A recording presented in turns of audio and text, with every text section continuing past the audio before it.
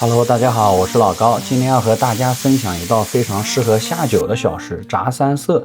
在经典炸薯条的基础上，我特别加入了炸红薯条和炸西葫芦条，为大家带来全新的美味体验。当然，还有我的独家秘制蘸料，让味道更上一层楼。话不多说，我们现在开始制作吧。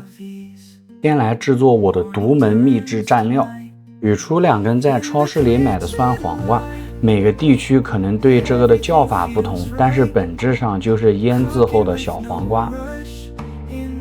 把酸黄瓜先切成片，然后再切成碎末。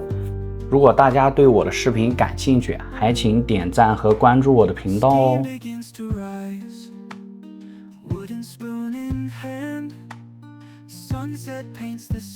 切好的酸黄瓜碎放在碗里，然后加入蛋黄酱。这款蛋黄酱带有微辣口味，买不到的话可以用普通的蛋黄酱加入辣椒油来代替，再加入番茄酱搅拌均匀即可。这3种食材的配比为1:1:1，浓郁的蛋黄酱搭配酸甜的番茄酱，再加入酸黄瓜碎，完美融合。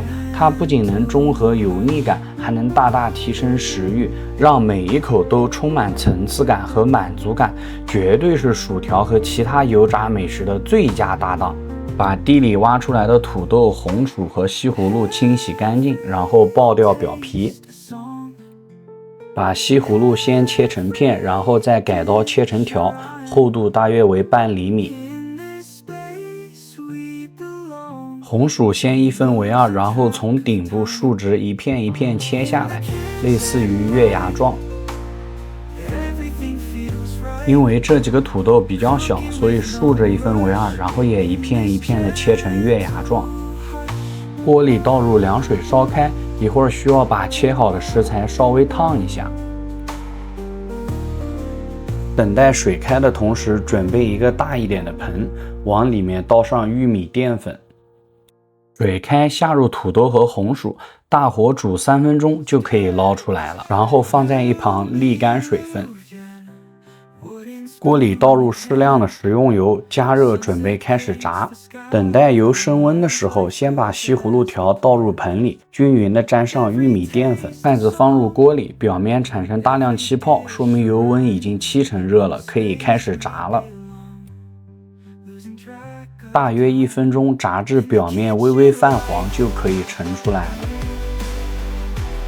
同样，把红薯和土豆也都沾上玉米淀粉，然后下锅炸约3分钟就可以捞出来了。油温升至90%热，倒入炸好的红薯、土豆和西葫芦，大火复炸1分钟就可以捞出锅了。